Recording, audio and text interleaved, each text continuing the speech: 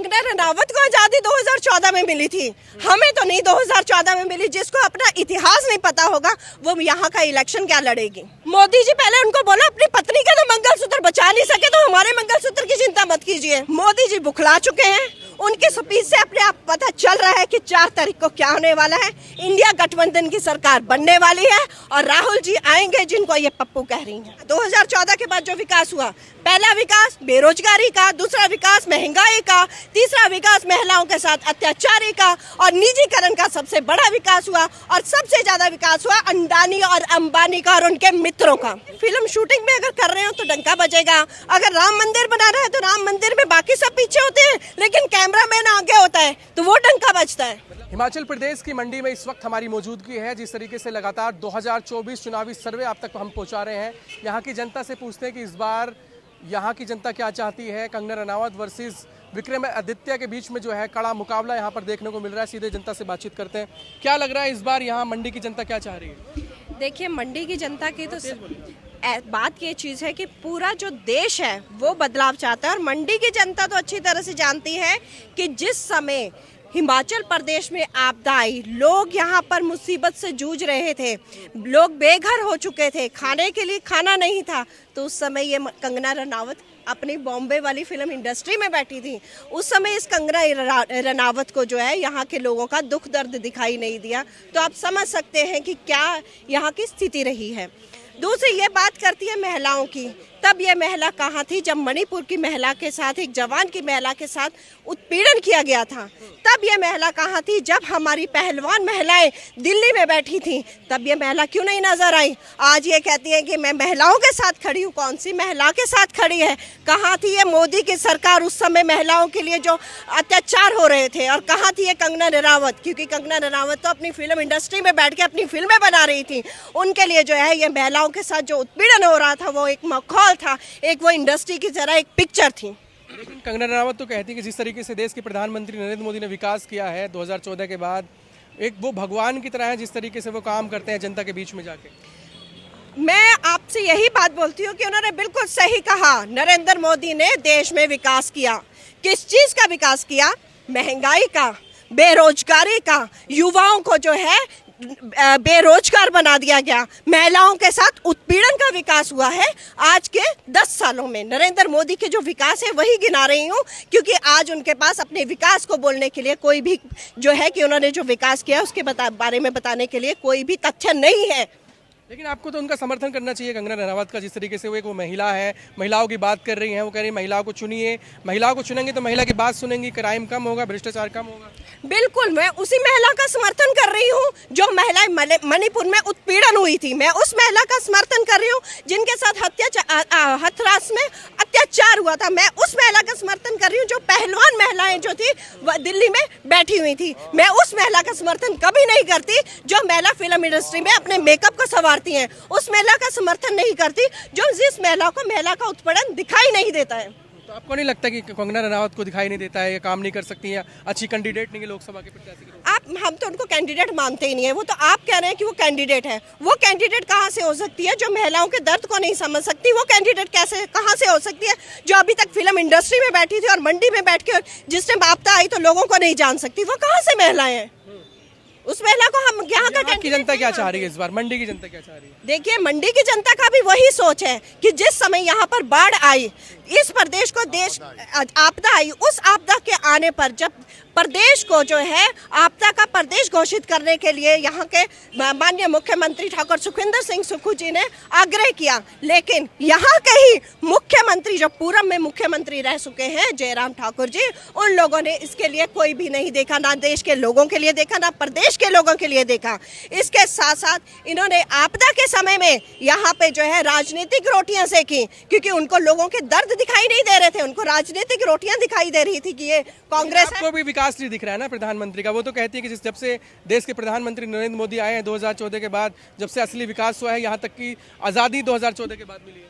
कंगना रनावत को आजादी 2014 में मिली थी, हमें तो नहीं 2014 में मिली। जिसको अपना इतिहास नहीं पता होगा वो यहाँ का इलेक्शन क्या लड़ेगी। उनको इतिहास नहीं पता है। तो अगर इतिहास पता होता तो आप ही बताइए, क्या हमें आजादी 2014 में मिली है? मैं आपसे ही प्रश्न पूछती हूँ। विकास की बात कर रही है ना, असली विकास 2014 के बाद। मैंने उसका विकास का जवाब दिया ना। 2014 के बाद जो विकास हुआ, पहला विकास बेरोजगारी का, दूसरा विकास महंगाई का, तीसरा विकास महिलाओं के साथ अत्याचारी का, और निजीकरण का सबसे बड़ा विकास हुआ, और सबसे ज्यादा विकास हुआ अंडानी और अंबानी का और उनके मित्रों का। वो कह रहे हैं देश में नहीं पूरी दुनिया में जो है प्रधानमंत्री नरेंद्र मोदी का डंका बजता है। बिल्कुल डंका बजता है। कहाँ पे? फिल्म शूटिंग में अगर कर रहे हो तो डंका बजेगा। अगर राम मंदिर बना रहा है तो राम मंदिर में बाकी सब पीछे होते हैं, लेकिन कैमरामैन आगे होता है, तो वो डंका बजता है। मतलब आप मान रहे हैं कि देश के प्रधानमंत्री ने राम मंदिर को बनवाया? राम मंदिर देश के प्रधानमंत्री ने नहीं बनाया। जब राम मंदिर बना था उसकी नींव जो थी वो कांग्रेस द्वारा रखी गई थी, ना कि मोदी जी द्वारा रखी गई थी। आपको नहीं लगता कि जो क्राइम है, जो महिलाओं के साथ उत्पीड़न होता था, भाजपा सरकार आने में वो कम हुआ है? कम हुआ या उसको बढ़ाया गया है? आप एक महिला हथरस हत्याकांड में एक महिला के साथ अत्याचार होता है, उसको मार दिया जाता है। मारने के बाद 4 बजे के बाद अगर महिला को जलाया नहीं, महिला के किसी भी अस्थि को नहीं जलाया जाता है, किसी भी उसके बाद जो है 4 बजे उसको दफना भी दिया जाता है, जला भी दिया जाता है। तो इससे ज्यादा और क्या चाहिए आपको? लेकिन सवाल ये है कि यहाँ की जनता क्यों ना चुने उनको? कंगना रनावत तो क्यों नहीं?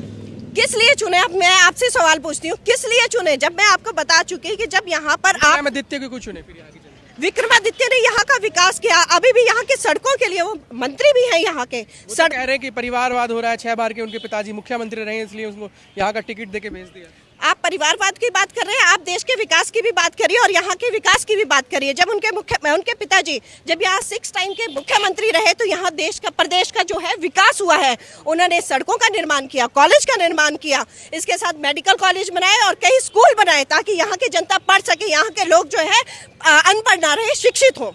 लेकिन जिस पार्टी की आप बात कर रहे हैं कांग्रेस की, लेकिन वो प्रधानमंत्री जो है देश के प्रधानमंत्री नरेंद्र मोदी, वो तो कहते हैं अगर अपना मंगलसूत्र बचाना है तो कांग्रेस को वोट ना दीजिए, भाजपा को लेके आइए। मोदी जी पहले उनको बोला अपनी पत्नी का तो मंगलसूत्र बचा नहीं सके तो हमारे मंगलसूत्र की चिंता मत कीजिए। अब तो महिला है, महिलाओं की बात कर रहे हैं। आज आप बात कर रहे हैं महिलाओं की। आप ये चीज बताइए कि जब पहलवान महिलाएं दिल्ली में बैठी थी तब मोदी जी कहाँ थे? जब मणिपुर में महिला का उत्पीड़न किया गया तो नरेंद्र मोदी विदेशों की सैर कर रहे थे, तब वो मणिपुर में एक भी बार आके उन महिलाओं से क्यों नहीं मिले? फिर कंगना, सुनिए, आप उसके बाद कंगना रनावत की बात करते हैं। कंगना रनावत कितनी बार जाके महिलाओं से मिली? ना वो पहलवान महिलाओं से मिली, ना वो उस जवान की महिला से मिली जिसके साथ मणिपुर में उत्पीड़न हुआ। फिर आज यहाँ पर पैराशूट से आकर कहते हैं कि हम महिलाओं का दर्द समझते हैं। कहाँ है आपका महिलाओं का दर्द? लेकिन वही कंगना रनावत आपको कैंडिडेट को पप्पू बोल रही है, वो बोल रही है छोटा पप्पू है ये। देखिए, आज वही इंसान है जिसने कन्याकुमारी से लेकर कश्मीर तक की यात्रा की, वही इंसान है जिसने मणिपुर से लेकर जो है मुंबई तक की यात्रा की। और उस यात्रा में अब मैं आपको बता दूं, वो उस यात्रा में किन लोगों से मिले? महिलाओं से मिले, युवाओं से मिले, किसानों से मिले, श्रमिकों से मिले। इन सब से मिलने के बाद जब उन्होंने उनका दर्द सहा ना और उनके दर्द को सुना, तब अपनी 5 घोषणाएं की हैं आज उसी इंसान ने। क्यों? उसने वो जो 5 घोषणाएं की उन लोगों के दर्द को सुनते हुए की। 5 घोषणाओं में जो हमारी 5 गारंटियां, एक घोषणा की 5 गारंटी और 5 घोषणाओं की 25 गारंटियां दी हैं। क्या गारंटी दी? और वो जब आपको सुनिए, वो जो 25 गारंटियां है ना, वो कन्याकुमारी से कश्मीर तक के लोगों को दर्द को ध्यान में रखते हुए बनाई गई हैं। पहली जो गारंटी है हमारी नारी न्याय, दूसरी है युवा न्याय, तीसरी है श्रमिक न्याय, चौथी है किसान न्याय और 5वीं है हिस्सेदारी न्याय। पहली नारी न्याय, महिलाओं का, क्योंकि कई बार महिलाओं के साथ इतना उत्पीड़न होता है, महिलाएं अपना दर्द जो है किसी को बता नहीं सकती। उनकी आज की महंगाई को देखकर उनकी आर्थिक व्यवस्था इतनी वीक हो चुकी है। इसको ध्यान में रखते हुए माननीय श्री राहुल गांधी जी ने नारी न्याय जो रखा है उसमें यह रखा है कि प्रत्येक महिला को प्रति माह 8,500 रुपया और 1 लाख रुपया साल का दिया जाएगा जब दिल्ली में इंडिया गठबंधन की सरकार बनेगी। इन चीजों का ध्यान तब रखा गया कि जब वो कन्याकुमारी से कश्मीर तक गए। दूसरी, युवा न्याय।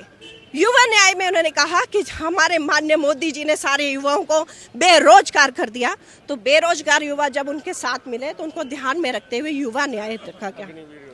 युवा न्याय में उन्होंने कहा कि प्रत्येक युवा को जब एनडीए की सरकार बनेगी दिसंबर 2024, अभी जून में इलेक्शन है और दिसंबर 2024 इसी साल की मैं बात कर रही हूँ, 30 लाख युवाओं को रोजगार दिया जाएगा।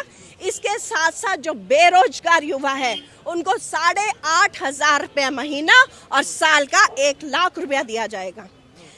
तीसरा, उन्होंने श्रमिक न्याय की बात की। श्रमिक न्याय में जो दिहाड़ी है मजदूरों की, मनरेगा के जो मजदूरों की दिहाड़ी है वो 260 रुपये थी। प्रदेश सरकार में माननीय मुख्यमंत्री ठाकुर सुखविंदर सिंह सुक्खू जी ने उसको बढ़ाकर 300 रुपये की और माननीय श्री राहुल गांधी जी ने कहा है कि जब इंडिया गठबंधन की सरकार दिल्ली में बनेगी तो उस समय श्रमिक न्याय को बढ़ाकर मनरेगा की मजदूरी को बनाकर 400 रुपया किया जाएगा। किसान न्याय को उन्होंने इस तरह से देखा कि जब वो किसानों के पास गए, कन्याकुमारी से कश्मीर तक एक एक किसान से, मध्य प्रदेश के किसान से मिले, तो उन्होंने कहा कि किस तरह तपती धूप में किसान जो है खेती बाड़ी कर रहा है लेकिन उसको जो है उतना उसका रिजल्ट नहीं मिल रहा, उतने उसको पैसे नहीं मिल रहे, उसकी आर्थिक व्यवस्था भी उतनी कमजोर है। और जब देखा गया तो मोदी ने सिर्फ उद्योगपतियों के कर्जे माफ किए हैं और ये किसान जो है कर्जे में डूब रहे हैं। तो किसान न्याय को ध्यान में रखते हुए उन्होंने किसानों का जो है कर्जा माफ करने की बात की। उस किसानों का कर्जा तब माफ होगा जब इंडिया में गठबंधन की सरकार होगी। ये जो राहुल गांधी जी ने, ये पप्पू की बात बता रही हूँ जो आपने मेरे से क्वेश्चन किया, राहुल गांधी जी ने लोगों के दर्दों को समझकर ये न्याय रखे हैं। और जिसने ये बात बोली ना कि पप्पू है, उसको बोलना कि तू तो अपने ही क्षेत्र के, अपने प्रदेश के लोगों के दर्दों के लिए खड़ी नहीं हुई। वो तो प्रधानमंत्री दर्द नहीं समझते लोग। अगर दर्द समझते होते तो उनके पास पहुंचते ना। मैंने आपको बहुत बड़ा एग्जांपल दिया कि मणिपुर में आज दिन तक क्यों नहीं पहुंचे। चलिए, आखिरी में 4 तारीख को क्या होने वाला है? आपके सामने हमने सारी चीज बता दी। मोदी जी बुखला चुके हैं, उनकी स्पीच से अपने आप पता चल रहा है कि 4 तारीख को क्या होने वाला है। इंडिया गठबंधन की सरकार बनने वाली है और राहुल जी आएंगे जिनको ये पप्पू कह रही हैं।